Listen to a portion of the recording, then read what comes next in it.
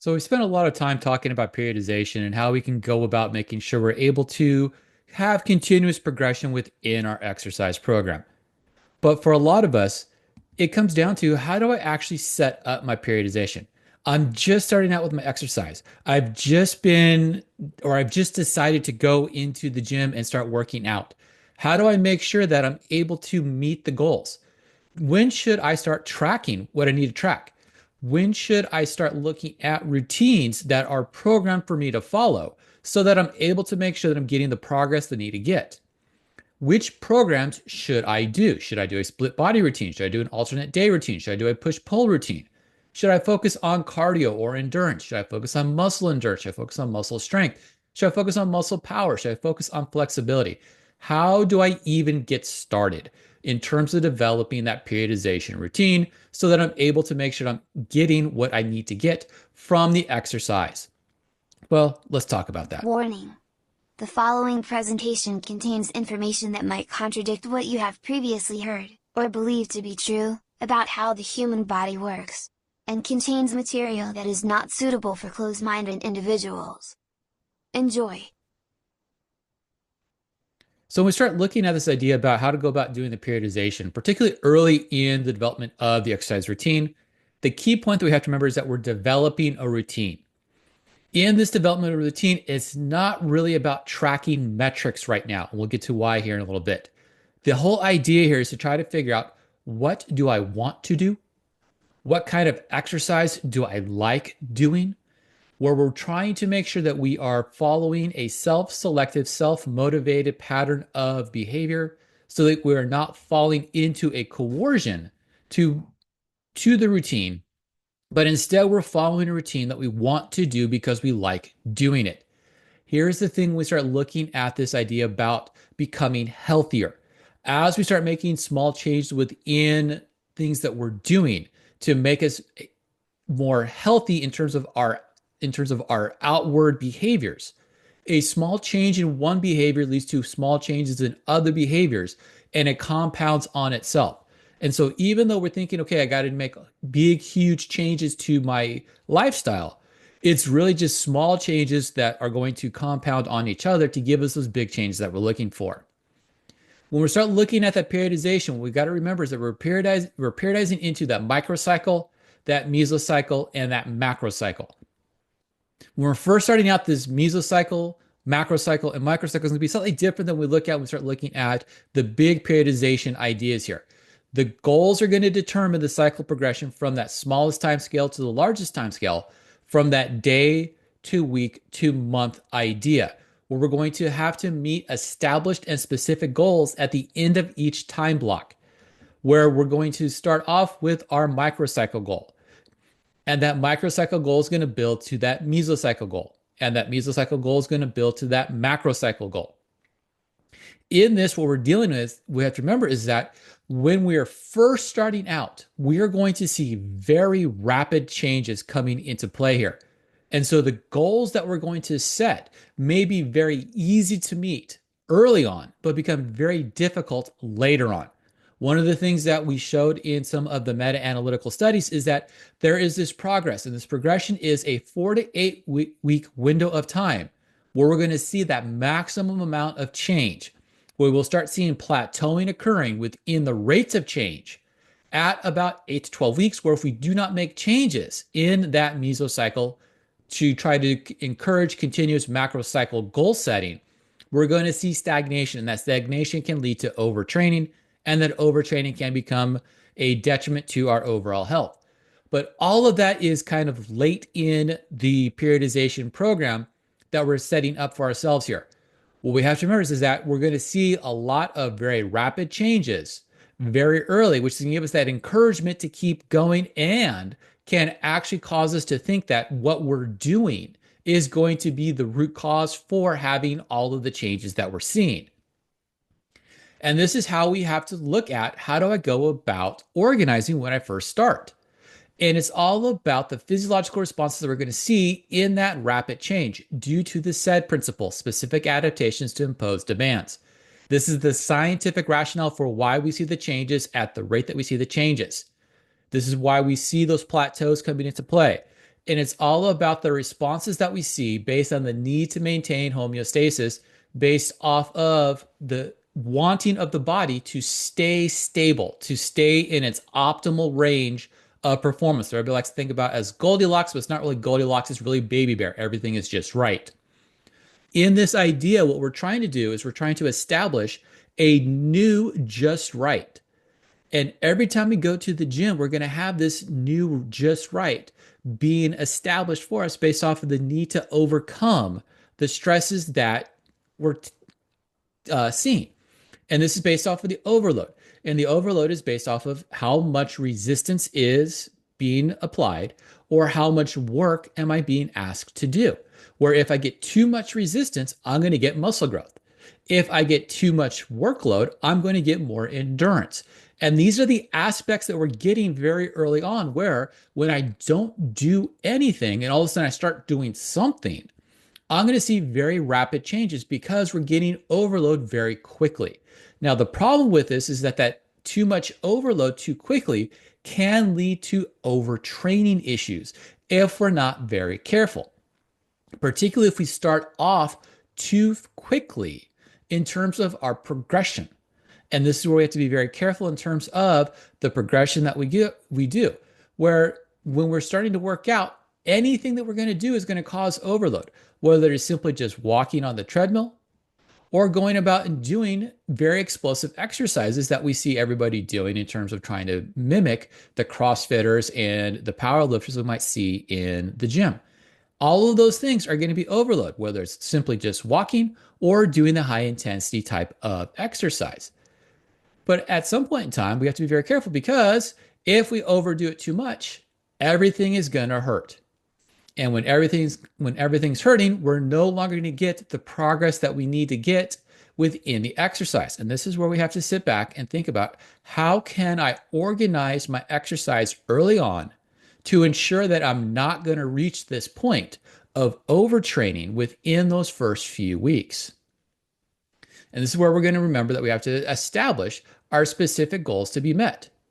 And when we start looking at the specific goals to be met in terms of the microcycle goal leading to the mesocycle goal leading to the macrocycle goal, we're not going to do it based off of measurements. We're not going to do it based off of how much weight can I move, how quickly can I complete a mile run, what is my heart rate at specific intervals within my exercise. All of those things are going to be great, but those things are going to be great at a later point in time. Right now, we're simply talking about, what can I do in the first few days of exercise? What am I going to be doing after 2 weeks of exercise? What do I expect to be able to do 2 months within the exercise regimen? And this is where we're looking at it slightly different than how we look at it in terms of the big cycles that we look at in terms of periodization, where we would look at the microcycle goals being the week 1, week 2 goals, the mesocycle goals being the 1 month, 2 month goal, and that macrocycle goal being that 12-month, 24-month period of time that we know we're going to have if we want to have continuous progression within our exercise. And particularly if we're trying to make sure that we're having continuous progression in terms of our overall performance, so that we're not being stagnated in terms of having continuous plateaus. And so when we start looking at this idea in terms of resistance exercise, we may have a goal of wanting to be able to do barbell benching, or we want to be able to do barbell benching with large amounts of weight on them. Or we may want to do barbell squats with, once again, with large amounts of weight on them. But what's the progression that we want to have? What is that periodization that we want to have within that first 2 months window of time to make sure we're able to get to where we want to get to? This is where we're going to start off with in that first few days, focusing on machines, where we're going to be utilizing machines that are going to mimic the exercises we want to see, where we're going to progress from the machines to, say, like a Smith machine or to cables, where we're going to increase the amount of stabilization that is necessary. We're going to increase the degrees of freedom within the exercise. We're going to make the exercise more demanding as we progress through here. And then we have our progress leading into that macrocycle goal of, at 2 months, being able to do the barbell. being able to do the dumbbell exercises without having to worry about injury or failure coming into play that's going to cause distinct issues within the exercise routine that can be detrimental to my progress here. When we start looking at this idea of machines to Smith machine and cables to dumbbells and barbells, that progression is going to increase the complexity of the exercise. It's going to increase the skill of the exercise. It's going to increase the energetic demand of the exercise. It's going to increase the muscle strength requirements for the exercise. And when I have this progress, what I'm able to do is I'm able to, okay, I have my machine goals of being able to do my 30 repetitions and my 30 repetitions at a weight that I can comfortably move for all 30 repetitions, broken into sets and reps of, say, 3 sets of 10 repetitions or 4 sets of 8 repetitions. Within this progress of moving within that kind of training goals within that periodization. Now, as I get into that barbell dumbbell, it doesn't mean I can't go back and use machines. It doesn't mean I can't go back and use the Smith machine. It doesn't mean I can't go back and use cables. But what I'm trying to do is I'm trying to make sure that my goal is going to be at the end of that 2 month training period where I'm first getting into the exercise routine, where I'm not going to go and start immediately doing barbell and dumbbell because I don't have the pattern of motion down to be able to do the barbell and dumbbell safely. And this is where I'm going to get that progress of having the least amount of injury risk in the machines to the next least amount of injury risk in the, say, the Smith machine or the cables, and then into the most amount of injury risk coming from the barbell and the dumbbell based off of all of the other aspects of the exercise that I have to involve beyond just the primary movers that are necessary to do the motion.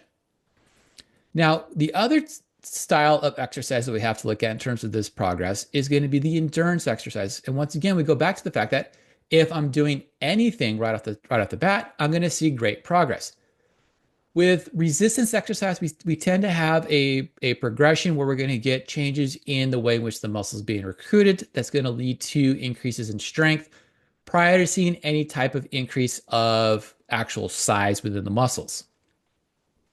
For endurance exercise, yes, we're going to see a change in efficiency of movement, but a lot of the changes that we see in terms of endurance activity, endurance exercise is going to be on the metabolic side of everything, where we're going to become more aerobically efficient the more exercise we do, regardless of whether we're looking at it in terms of being resistance exercise or endurance exercise. And so we start looking at this idea. We may say, okay, I want to be able to go and run with everybody and keep pace with everybody when I go for runs. That's great. But we may need to start somewhere else. We may need to start with walking on the treadmill.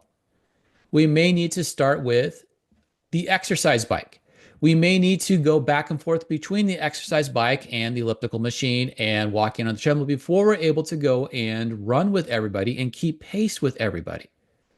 And this is where we start looking at the periodization program that we're looking at in terms of the progress that we're going to make within this, where we're going to start with 20 to 30 minutes of comfortable endurance activity. And we're going to do that for the first few days. And then over the first 2 weeks, we're going to try to increase that time. How long are we able to do the exercise within the comfortable time, within the comfortable idea about endurance exercise? And that comfortable idea is going to be subjective. Once again, we're not looking at tracking heart rates. We're not looking at tracking any of the metrics that we want to look at later on when we start trying to track in terms of meeting specific training goals, specific performance goals. What we're simply looking at is that comfortable level of endurance, that comfortable level of exertion. And so by the end of the first 2 weeks, I want to be able to do that comfortable level for more time.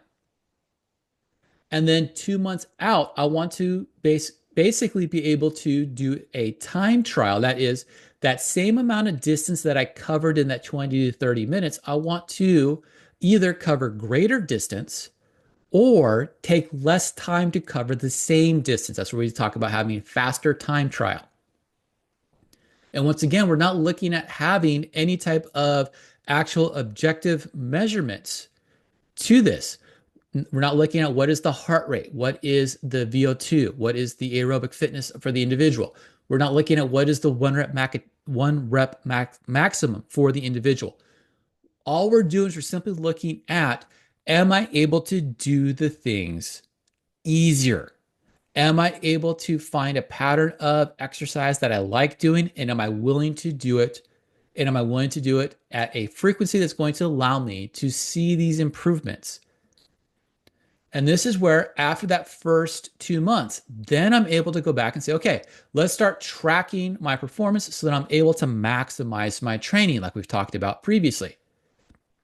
Let's talk about, how can I utilize other types of exercise? Can I do the challenges? Can I use the challenges to kind of help me progress further from where I'm at right now?